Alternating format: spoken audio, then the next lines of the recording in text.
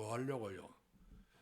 세계복음의 완벽한 계획을 세워놓으시고 제가 더불어서 세계복음화, 영혼 구원하기 위해서 믿음이 결국은 영혼 구원이기 때문에 영혼 구원하시기 위해서 이와 같이 우리 예수님께서 이제 두루 다니시면서 사람을 찾는데 누구를 찾았습니까? 제자들을 찾으신 것을 봅니다. 근데 제자들은 만들어진 것이 아니라 제자들은 성경 말씀 보니까 원래 하나님께서 이와 같이 제자들의 어떤 성품이라든지 모든 자세가 이렇게 확립되어 있을 수 있는 그 사람들을 우리 예수님께서 그들을 만나서 따라오라니까 아버지와 또한 배와 그물과 모든 것 버리고 예수님을 따랐더라 이렇게 말씀해 주고 있는 것을 보게 됩니다. 여기는 아무 동기도 없지요. 여기는 자기들 어떤 야망도 없고 야심도 없이 그냥 따라오라니까 따라갔더라 말이거든.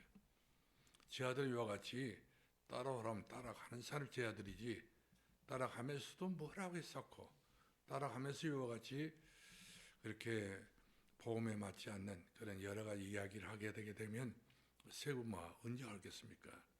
따라가는 사람. 제자는 어떤 사람이에요? 따라가는 사람. 어디까지 따라갑니까? 가다가 말는 것이 아니라 끝까지 자기의 생명까지 걸어서 참으로 자기 자신이 하나님 앞에 영광이 될 수 있는 그날까지 충성하는 사람이 바로 제자의 모습인 것을 봅니다. 왜 그러냐? 복음이 너무 좋으니까. 복음이 더 좋은 게 어디 있겠어요? 예수 외에는 더 좋은 것이 없다니까요. 예수가 다예요. 그 안에 모든 것 다 있으니까 더욱 좋은 것이고 예수 그리스도 안에 감격이 있고 감사가 있고 예수 그리스도 안에 놀라운 하나님 나라가 있기 때문에 예수 그리스도 안에서는 모든 것이 지금보다 풍성하되 더 풍성하고 더 차고 넘치게 된 것을 보게 된 것입니다. 오늘 본문의 말씀 보면은 세례 요한이가 예수님 오시기 전 6달 먼저 와가지고 예수님에 대한 쭉 앞으로 하실 일에 대해서 이렇게 먼저 사역하게 됐던 것을 봅니다. 다시 말하면 예수님 오시는데 먼저 세례 요한이가 예수님 오신 그 길을 예비한 사람이거든요. 예수님 오셨는데 아무나도 영접지 않고 아무나도 예비하지 않으면 누가 예비하겠습니까? 만왕의 왕이 오셨는데 그래서 만왕의 왕 되신 예수님이 오시는 그 길을 세례 요한이가 학창에 나아가게 된 것을 보게 된 것입니다. 어떻게 학창에 나갔습니까? 예수님이 하나님의 아들이시다. 예수님이 그리스도 되신 분이시다. 예수님 모든 문제 해결 자 되신 분이시다. 예수님은 모든 것을 하실 수 있는 그런 능력의 주님이시다. 이와 같이 예수님에 대해서 이렇게 강하게 강조하고 있는 것을 우리가 본문에서 볼 수 있잖아요. 그렇습니다. 우리가 그런 증거를 가지고 계속적으로 지속하고 또 우리가 일심으로 전심으로 예수 그리스도의 대신 복음을 우리가 말하고 또 전파하고 전거할 수 있는 그런 귀한 제자의 삶을 우리가 살아야 될 줄로 믿으시 바랍니다. 오늘 35절에서부터 37절까지 보게 되면 세례 요한이가 무엇이라고 증언했습니까? 세례 요한이 증언한 것이 하나 있어요. 먼저 29절 말씀 보니까 보라. 세상 죄를 29절이요. 세례 요한이 한 이야기예요. 보라. 세상 죄를 지고 가신 하나님의 어린 양을 보라. 세상 죄를 지고 가신 분이 다른 사람이 없어요. 공자가 맹자가 그 어떤 누구도 세상 죄를 지고 갈 자가 없어. 이 땅에 아무리 대단한 사람이 있다 할지라도 우리가 져야 될 세상 죄를 대신 짊어지시고 갈보리 산에 올라가서 피로 돌아가시면서 내가 다 이뤘다 하신 그분이 바로 우리가 믿는 예수 그리스도이신 것을 볼 수가 있습니다. 그러므로 세례 요한은 지속적으로 본문 말씀 보니까 예수님이 그리스도이시다. 예수님이 그리스도이시다. 하나님 만나는 선지자 되신 그리스도 되신 분이시고 우리 죄 문제를 해결하신 그리스도 되신 분이시고 마귀에 있는 이 일을 멸하신 그리스도 되신 분이시다. 그래서 그분은 그리스도 모든 문제 해결자 그분을 마음으로 믿어 의에 이르고 입으로 신의 구원에 이르느니라. 그 안에 모든 것 다 있기 때문에 예수 그리스도 우리는 만족하고 또 만족할 수 있는 그런 성령이 마음으로부터 깊숙이 넘치는 역사의 길을 주의 이름으로 축원합니다. 오늘 본문 말씀 보니까 또 우리가 34절 말씀에 또 이런 말씀이 있습니다. 34절 다 같이 한번 볼까요? 시작.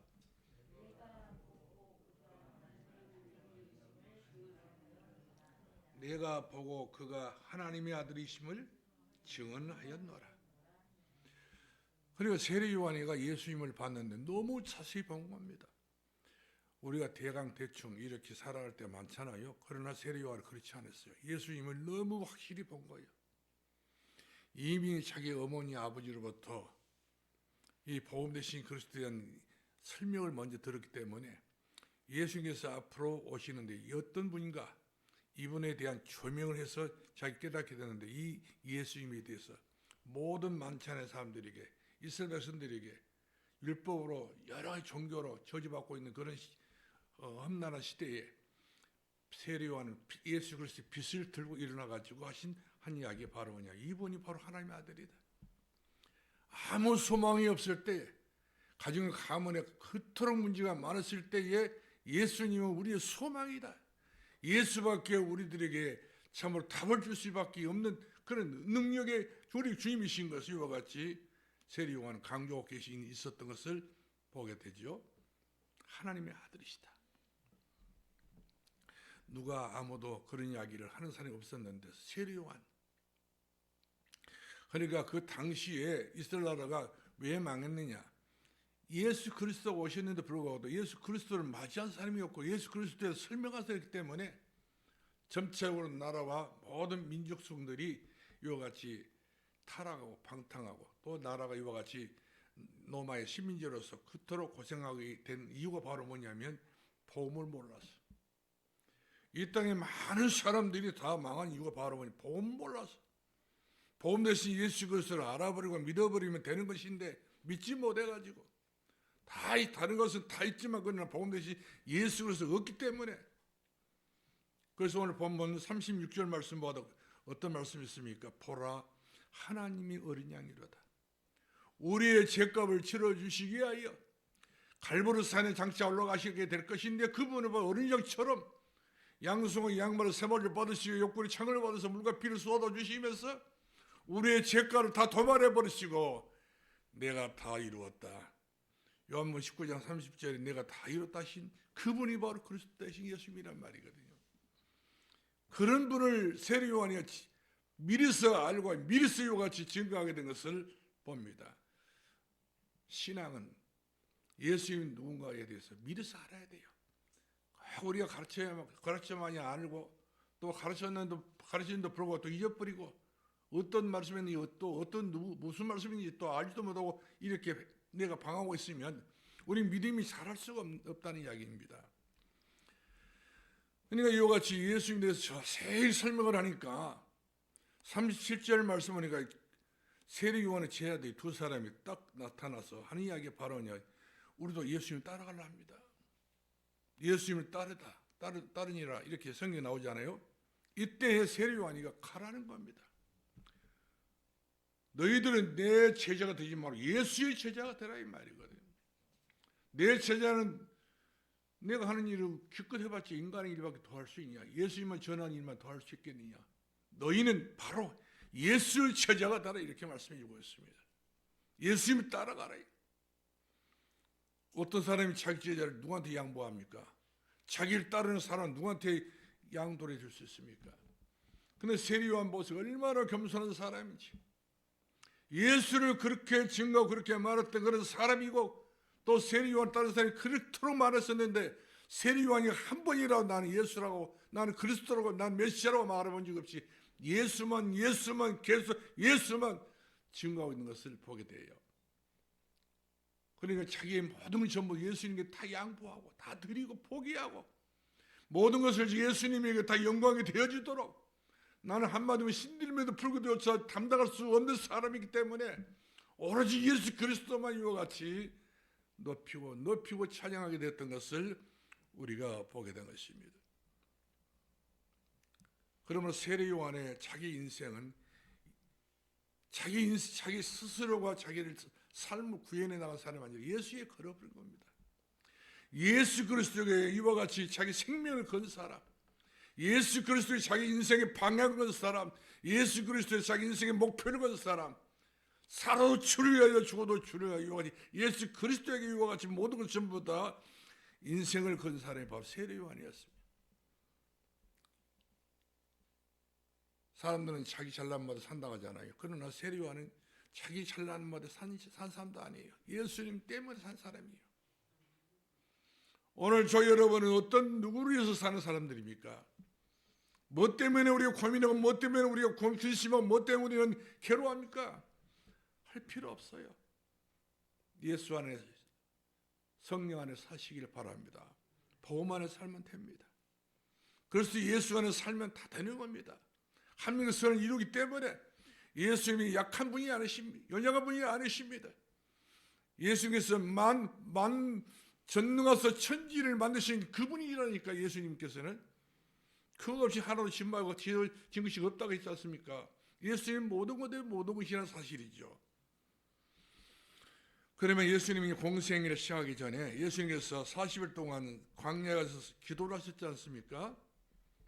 40년 40주 금식하면서 기도를 하셨는데 예수님이 처럼 무슨 일을 하시든지 기도부터 시작하신 것이죠. 예수님께서 마지막 십자가 지시기 전에도 겟세마네 동산에 올라가셔서 빗방울 땀방울로 기도하셨던 분이십니다. 예수의 시작과 끝은 전부 다 기도로 다 연결되어 있는 것을 보게 됩니다. 그래서 예수님은 자기를 따르는 제자들에게 첫 번째 질문을 합니다. 요한복음 1장 38절 말씀 보니까 자기를 따르는 모든 사람들이 하는 이야기지요. 이거 굉장히 중요한 말씀입니다. 뭐라고 말씀했습니까? 예수께서 돌이켜 그 따르는 것을 보시고 이르되 무엇을 구하느냐? 너희가 눈으로 보고 있는 모든 것을 구한단 말이냐? 눈에 보이지 않는 것을 구한단 말이냐? 뭘 구하겠어요? 나를 따르냐? 그런 이야기를 묻고 있는 것 볼 수 있지 않습니까? 이때에 38절 말씀 보니까 이르되 납비여 어디 계십니까? 예수님은 납비로 오신 분이 아니십니다. 인생 선생으로 오신 분도 아니시고 인생 교사로 오신 분도 아니고 인생 누구 부모로 오신 것도 아닙니다. 창세기 3장 사건으로 우리가 영원히 죽을 수밖에 없고 하늘 떠나서 멸망받을 수밖에 없게 되어지고 6장으로 말미암아서 우리는 더더욱 세상의 여러 가지 문화에 빠져가지고 성공이라는 그 미명을 전부 성공해 보려고 애를 썼지만 전부 다 성공은 성공이 아니라 예수밖에 있는 성공은 다 무너질 수밖에 없는 성공이란 말이거든요. 엄청난 챔피언을 당하기 때문에 인생은 노력해도 되는 것이 없는 것이 인생이에요. 누구 없으면 물고기에 물을 따르면 죽는 것처럼 나무가 흙을 떠나면 반드시 죽게 될 수밖에 없는 것처럼 그것이 운명인 겁니다. 우리 인생에 예수 그리스도를 떠나게 되면 반드시 그 인생은 죽는 인생이지 사는 인생이 아니거든요. 그래서 납비여 이렇게 말하실 때 예수께서 물었지 않습니까? 납비 이거 선생 이렇게 예수 믿어버리면 이 사람은 종교인이지. 많은 사람들이 석가모니도 선생이라고 말하고 공자도 선생이라고 말해. 석가모니가 자기가 스스로가 나는 교지라고도 말하지 않았어요. 공자 나는 교지라고 말하지 않았어요. 사람들이 이렇게 만들어버린 거예요. 예수님은 하나님이신, 예수님은 그리스도이신 분이십니다. 예수님 메시아 되신 분이십니다. 이번 아니면 절도로 세상에 그 어떤 것도 이와 같이 회복할 수 없다는 사실이죠. 예수 안에서 모든 것이 전부 다 가능하기 때문에 그렇습니다. 그러면서 39절을 말씀하니까 예수님은 그들에게 말했습니다. 너희가 나를 어디 계냐 물었잖냐. 이와 같이 막연하게 나를 찾지 말고 와서 보라 이 말이거든요. 와서 나를 천천히 들여다봐라 이 말이거든요. 내가 진짜 그리스도가 맞는 것인지 메시아가 맞는 것인지 와서 보라 이 말이거든요. 예수에게 가까이 와야 되는 거예요. 예수님께서 말씀 너희는 나를 가까이 하라. 내가 너를 가까이 하리라. 포도나무 가지가 포도나무에 붙어 있어야지 가까이 있어야 포도 열매 맺는 것이지 포도나무 1mm라도 떨어져서 그 포도나무 가지는 가치 있는 가지가 될 수 없는 겁니다. 우리 인생은 예수님에 붙어 있어야 돼요. 얼마큼 붙어 있어야 됩니까? 너희가 나를 떠나 아무것도 할 수 없다 했잖아요. 그가 내 안에 내가 너희 안에 거하리라. 이처럼 우리 예수가 나와의 간격은, 예수가 나와의 거리는 1mm가 됩니다. 함께 있어야 돼요. 영원토록 우리가 예수 그리스도 이름을 부르고 영원토록 우리 예수 그리스도를 우리가 나의 영원한 목적으로 삼고 그 안에 우리가 존재해야 된다 사실이죠. 아서 보러 가잖아요. 우리는 멀찌감치 보면서 대충 들으면서 대강 알면서 그리고는 예수님을 믿고 있다는 그것은 실제로 예수 믿는 건 아니거든요. 대강 예수는 아니에요. 대충 예수는 절대 아니라 사실이죠. 마음으로 믿어 의에 이르고 입으로 신의 구원에 이르느니라. 마음으로 정통성 있는 믿음을 가지고 예수 그리스도를 만나야지 마음에도 없는 그런 신앙생활하고 있다고 나면 그들은 사람들이 전부 다 영적 생활도 실패한다니까요. 마귀를 이길 수 없다는 사실이죠. 마귀는 현재 존재하고 있는 그 악한 마귀, 이 땅에 100만 무당들 전부 다 건드려 있는 그 사단이가 얼마나 힘이 있습니까? 절에 있는 수많은 중들을 전부 다 움직이고 있는 존재가 바로 마귀라니까요. 그런데 그런 마귀를 어떻게 해? 우리가 대강 예수 믿고 대강 우리가 대충 신앙생활하고 있다고 한다면 그거 이길 수 없다는 사실이죠. 가문과 가정에 있는 영적 문제를 해결할 수 없다는 사실입니다. 아스보라 그러면서 우리 예수님이 하신 말씀이 있습니다. 이것은 내가 있는 곳을 와서 그리스도인 것을 너희가 자세히 체험해봐라 말이거든. 내가 그리스도인 것을 체험해봐라 이 말이거든. 너희가 너희가 가까이 와서 확인해야 되지 않겠냐 이 말 아닌가요? 설로 알아듣지 말고 소설로 알아듣지 말고 너희 눈으로 똑똑히 보고 나를 보고 알고 믿어라 그 말씀입니다. 이때 예수님 제자 중에 베드로와 안드레가 전도를 받아가지고 예수님 옆에 가까이 왔습니다. 40절부터 41절 말씀하니까 누구가 먼저 두 형제 중에 예수를 믿게 됐냐면 안드레가 먼저 믿게, 동생 안드레가 먼저 예수 그리스도를 본문에 나와서 보니까 먼저 믿었단 말이거든요. 그리고 자기 형에게 이어가지고 복음을 전합니다. 남이 아니잖아요. 형제가 아닌가. 우리가 복음 전하는 것은 남도 중요하지만 내 자식이 중요한 것이고 내 형제가 중요한 것이고 내 이웃이 중요한, 내 가문이 중요한 것이고 내 부모가 중요하기 때문에, 그래서 우리가 늘 새벽마다 예배드리게 된 것은 가정 복음 아닙니까? 그러므로 이 베드로, 이 안드레 보서 자기 형부터 전도하는 걸 볼 수. 그래서 자기 형이 처음부터 예수를 몰랐어요. 가서 보자. 예수를 만나보자. 예수께 가까이 가서 우리가 찾아보자. 이와 자기 형을 설득해가지고 예수님에게 가까이 다가오게 됐던 것을 봅니다. 이것이 바로 안드레 최초의 전도 성공입니다. 42절 말씀 보니까 우리 다 같이 한번 볼까? 42절 시작. 데리고 예수께로 오니 예수께서 보시고 이르시되 네가 요한의 아들 시몬이 장차 게바라 하리라 하시니라. 게바는 번역하면 베드로라 이 말이거든. 이처럼 안드레가 자기 형 베드로를 전도해가지고 예수께 데려왔는데 예수께 딱 알아보신 거예요. 그러면서 이름까지 지어주지 않습니다. 너는 게바라 베드로라 이 말이거든요. 장차 네가 돌같이 탄다는 믿음을 가지고 내 교회를 세울 것이다 그 말이거든요. 세 번째 보겠는데 오늘 43절부터 51절까지 주목해 보면은 또 다른 제자들을 부르시는 주님이신 것을 보게 됩니다. 우리 43절 우리 한번 또 봅시다. 43절 이튿날 예수께서 갈리로 가려 하시다가 빌립을 만나 이르시되 나를 따르라 하시니. 이제 베드로 안드레를 만나고 난 다음에 그 이튿날 우리 예수님께서 이제 갈리로 이렇게 나가시다가 빌립을 먼저 만나게 됩니다.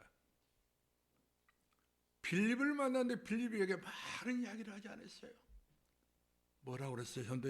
전도 막 이렇게 예수님 믿고 이렇게 신앙생활하고 이렇게 막 엄청난 그런 그 설도를 이야기를 하고 계신 분이 아니라 나를 따르라. 베드로에게도 안드레에게도 나를 따르라. 요한과 야고보에게도 나를 따르라 이 말이에요. 많은 설명이 필요 없었던 것 같아요. 예수님이 한마디 말씀에 이와 같이 움직이는 사람은 이와 같이 별도로 따로 있는 걸 볼 수가 있어요. 이래야 될라니 저래야 될라니 졸지는 사람들은 예수님 못 따라다닙니다. 제자가 될 수 없습니다. 머릿속에 많은 것을 생각해가지고 예수를 따른다는 것은 이것은 제자가 될 수 있는 그런 자세는 아니에요.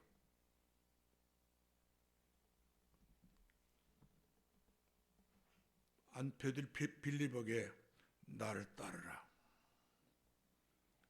그러니까 빌립이 예수님을 따르게 된 것을 보게 된 것입니다. 이 사람이 제자입니다.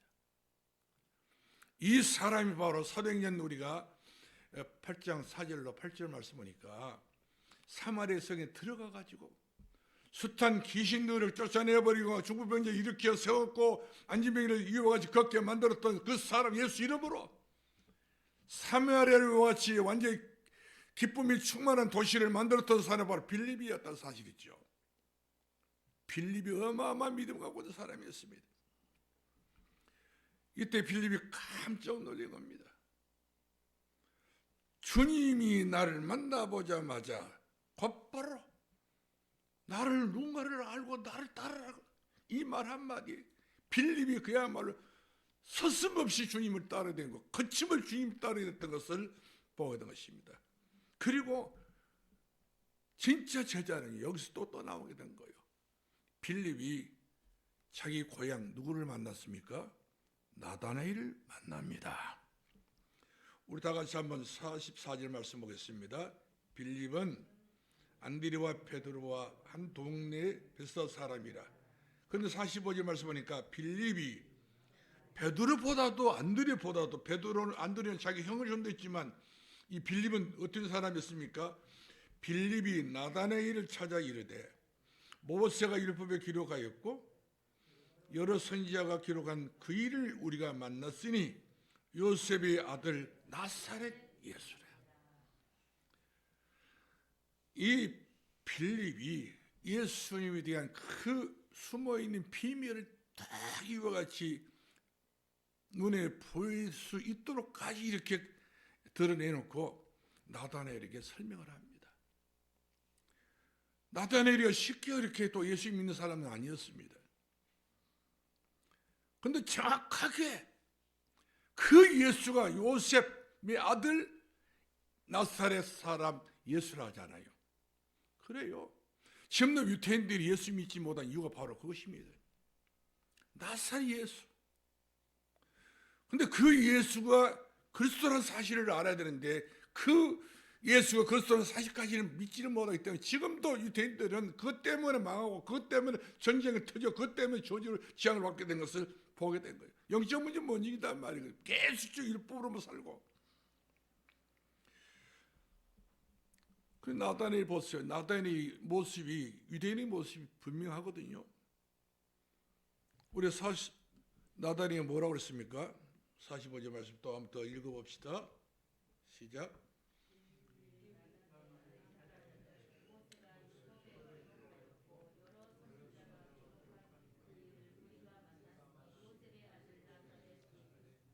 그렇죠.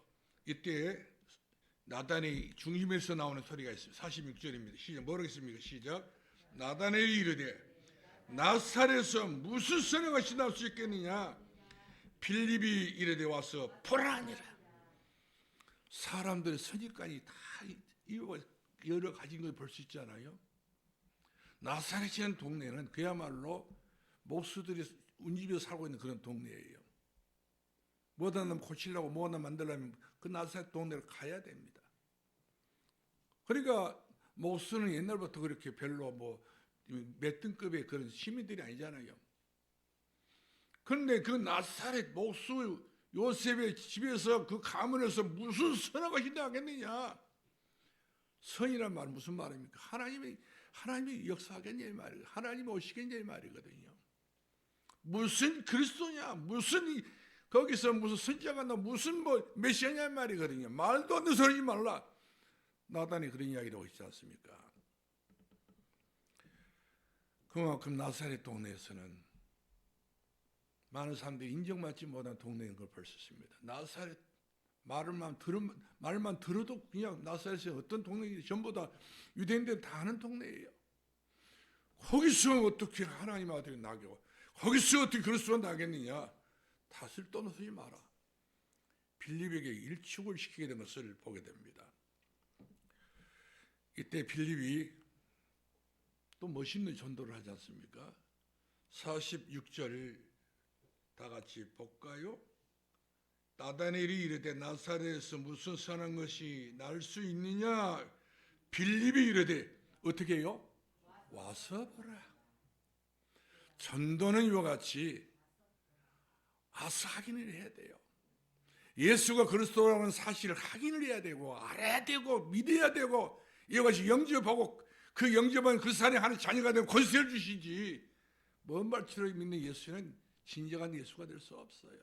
우리 신명 속의 영혼은 나의 목자듯이 그리스도가 될 수 없다고 하는 사실이죠. 전도는 이와 같이 아스파라는 거예요. 전도는 어려운 것이 전혀 아닙니다. 일단 예수님 가까이 와서 예수님 말씀을 보고 듣고 깨닫고 이와 같이 자기 변화받게 되면 귀신이 떠나고 마귀가 떠나게 되어지고 저주와 장이 떠나게 되는 역사가 일어나게 된 줄 믿으시기 바랍니다. 오지 않고서는 안 되는 거예요. 와서 그 자리에 앉다 보게 되면 주의 말씀이 어떤 말씀이 내 귀에 들려오는지 어떤 은혜가 내게 올랐는지 아서 보면 들리다니까요. 내래짐작으로 가나마나다 뭐 이거 안 되는 이야기예요. 가자. 우리 다 같이 교회 가자. 예배 드리러 가자. 이 순간에 성령이 역사해버려요. 그 가정에 붙어있던 귀신들이 더 이상 몸살을 앓고 떠날 수밖에 없는 것이 돼요. 그렇기 때문에 우리 기독교는 와서 보고 확인하는 겁니다. 와서 보고 듣고 깨닫고 은혜 받는 거예요. 우리가 마태복음 10장 말씀, 마가복음 10장 말씀 보니까 말씀을 듣고 깨닫는 사람이 100배, 60배, 40배의 역사에 난다고 그랬지, 듣지 않고서는 믿음은 들으면서 난다 했잖아요. 계속적으로 하나님의 말씀을 들어야 듣고 들어야 깨달아지면서 이 신앙과 믿음이 쑥쑥 자라게 되는 것이지, 어떻게 듣지 않고 설 가지고는 예수를 못 믿습니다. 듣고 깨달아지. 저도 어렸을 때 5살 때인데 우리 고향에서 붕지표가 있어가지고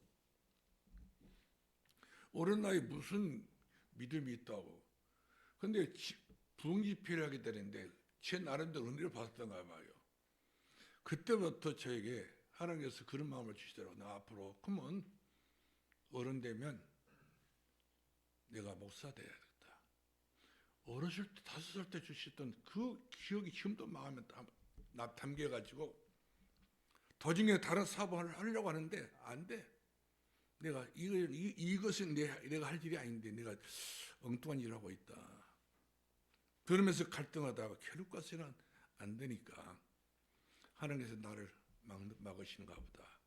이런 생각을 가지고 제가 군대에서 깨달았습니다. 그렇습니다. 인생 고비고비 넘다 보게 되게 되면 여러 고비 속에서 나를 발견할 때가 있잖아요. 하나님께서 나를 부르신다. 이것이 지음성입니다.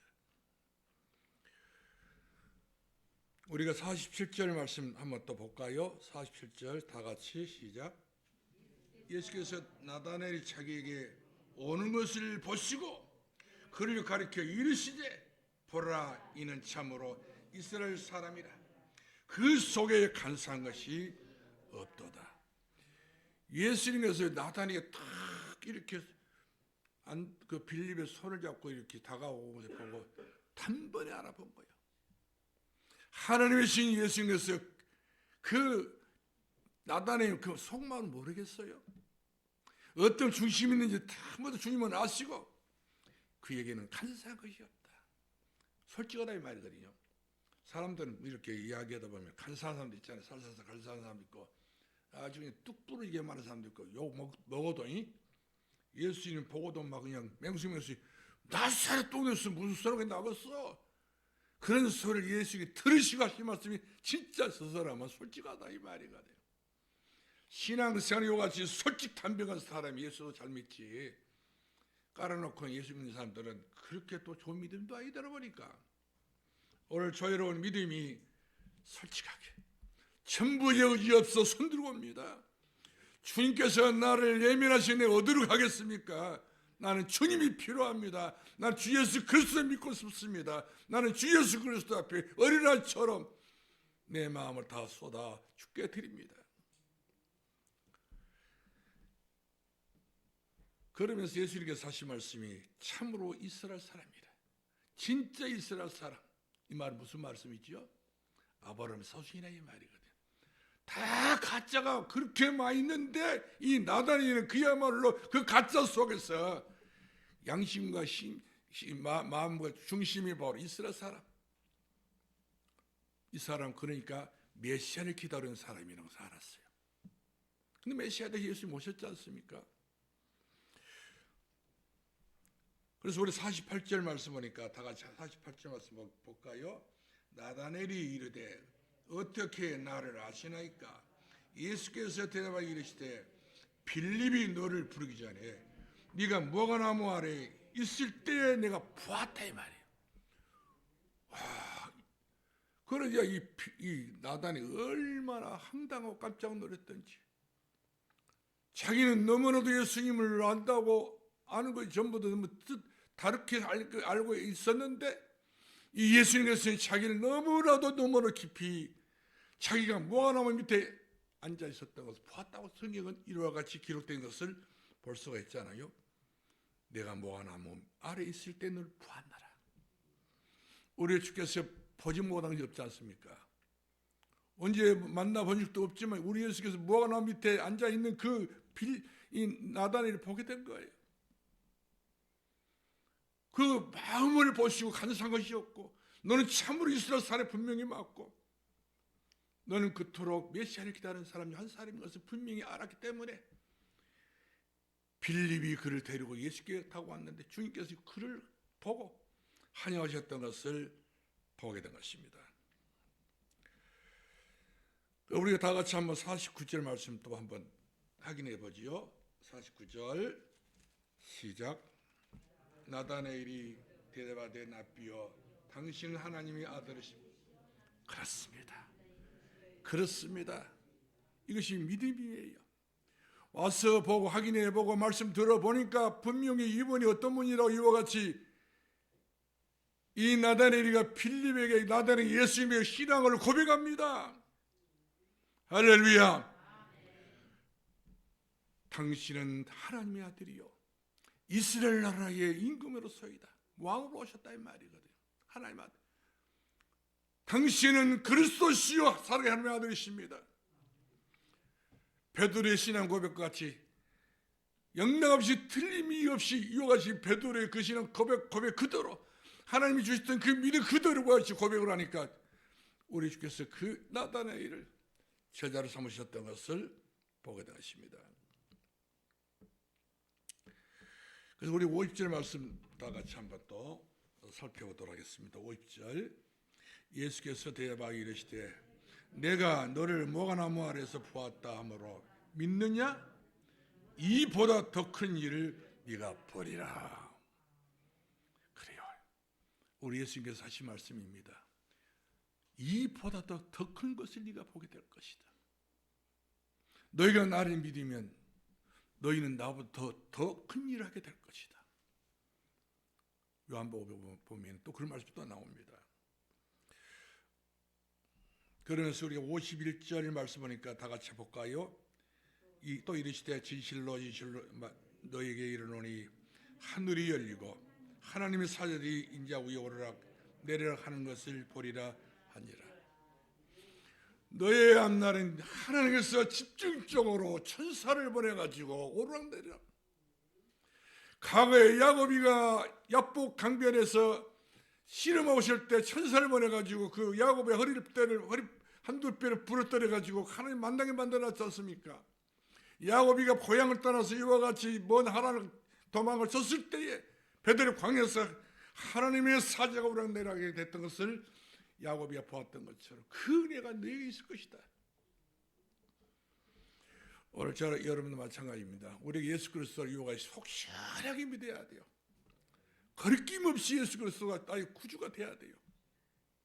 여기에 연치고 저기에 연치고 여기에 걸리고 저기에 걸리는 그런 예수를 믿지 마시고 마음으로 믿어. 진실로 내가 주님을 믿어. 의에 이르고 입으로 시인하여서 오직 예수님은 나의 주님이십니다. 내 인생의 모든 문제 해결하시는 우리 주님이 있습니다. 누구와도 바꿀 수 없는 예수님이십니다. 예수님 내 인생의 전부입니다. 예수님은 내 인생의 자랑입니다. 예수님 내 인생의 행복입니다. 오직 예수님 뿐이십니다.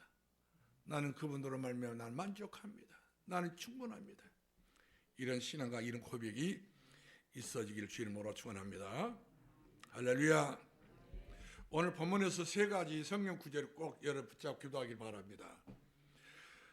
41절 말씀은 이거 뭐라 그랬습니까? 우리가 메시아를 만났다. 간 확신을 갖기를 주의 이름으로 축원합니다. 41절 다시 한번 돌이켜서 보겠습니다.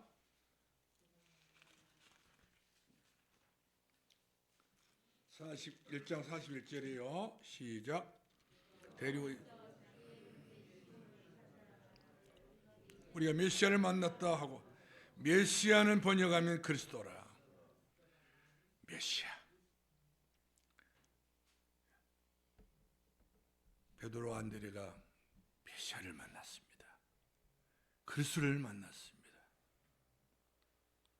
이것이 우리 기도 제목이 돼야 돼요. 내 인생에 어떤 것도 여기에는 낄 수 없어. 다른 것이. 나는 그리스도가 하는 사람이다. 내 마음속에, 내 영혼 속에, 내 심정 속에, 우리 가정 안에는 예수 그리스도가 우리의 가정의 주인 되시고 내 인생의 주인 되신 분이고 예수 그리스도 나의 왕이라고 이와 같이 고백할 수 있는 그 그리스도가 되기를 주 이름으로 축원합니다. 그 다음에 우리가 47절 말씀 다시 한번 또 살펴보죠. 시작. 예수께서 나다나엘이 자기에게 오는 것을 보시고 그를 가리켜 이르시되 보라, 이는 참으로 이스라엘 사람이라. 그 속에 간사한 것이 없도다. 간사한 것이 없어야 돼요. 이런 것들에 다 빠져버려야 돼요. 이럴까 저럴까 여러 가지 걱정, 근심, 염려, 여러 가지 사람의 생각을 다 내버리고 내 속에 간사한 것이 없도록, 주여 내 속에는 간사함이 없도록 기도할 수 있기 바랍니다.